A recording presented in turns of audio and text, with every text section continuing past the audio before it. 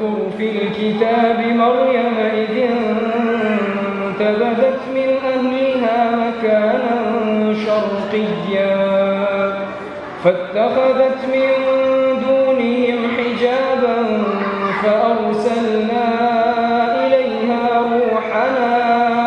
بنای خوای گەورە میهرەبان، قوتابخانەی پەروەردەی قورئان گەورەترین قوتابخانەی بنیادی کەسێتی و هێزی مانەوەی کۆمەلگایە.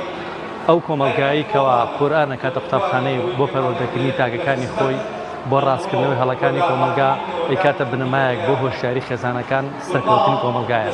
لەو ڕوانگە و لەو سۆنگە ئێمە وەکو ژیار بۆ پەروەردە و گەشەمێدانی مرۆی بە گرنگی ئەزانین پەروەردە جارێک کرد گەرەتەوە بە ناو خێزانەکان، بنیادی تاک ناو کۆمەلگا سەرچاوەکەی پەروەردەی کە ڕەسەن دروست بێت. لەو ڕوانگەیەوە ئێمە بە خۆشحاڵیەوە لە خزمەت قورئانی پیرۆزین. لێرە ئێستا ئەمڕۆ ئاهەنگی جوان خوێندنەوەی قورئانی پیرۆز و قیرائات سازەکەین بۆ دەستەیەک لە پشکامان لە دەستەی خورماڵ. ئێمە کار و هەنگاو و هەڵوێستەمان لە ڕۆژگاری ژیانی خۆمانە کارکردنە لەسەر بنیادی ئەم کۆمەلگاییکەوە ئەرکی هەموومانە بیپارێزین. دەستخۆشی لە مامۆستانی بەڕێز دەکەم، دەستخۆشی لە هەموو ئەو ڕێکخراوانە ئەکەم، لەو کەسایەتیانە ئەکەم، لەو بانخوازانە ئەکەین، لە هەموو ئەو کەسایەتیانەکەین کەوا قورئان ئەکەنە سەرچاوەی ژیانیان، دەواازەی پێگەیاندن و تێگەیاندنی تاک لە کۆمەلگای ئەگەڕنەوە بۆ قورئانێکی پیرۆزەکە، ئەگەڕنەوە بۆ ئەو بەرنامەخوایی کەوا وابەستەی ژیان وابەستەی ئەوە. وإني خفت الموالي من ورائي وكانت امرأتي عاقرا فهب لي من لدنك وليا يرثني ويرث من آل يعقوب واجعله رب رضيا. بسم الله الرحمن الرحيم.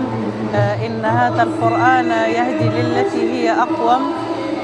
سرتا بخير هاتني أوي برزكم بخير بن سرتاوان من قم بخوش حال الزاهدم أزالم كوالم آهنجيا قرآن أما يكون كردوته وهم بجدار بوم هم وكو ما وستايك لرحلة دستي فرمال الجيار ما وستم الحمد لله بو ماوي صالته دسمان كردوه واني قراءات الحمد لله لا 24 2025 كواتا تاقيكردنەوەمان بە قێڕائات تەواو کرد.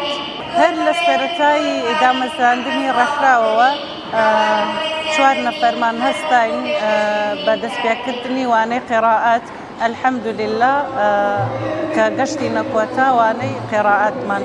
بەڵام ئێستا الحمد لله وانەکان بەردەوامن و تقریبا بۆ 20 بۆ 30 نەفەر ئێستا قێڕائەتە خوێنین. لا يكون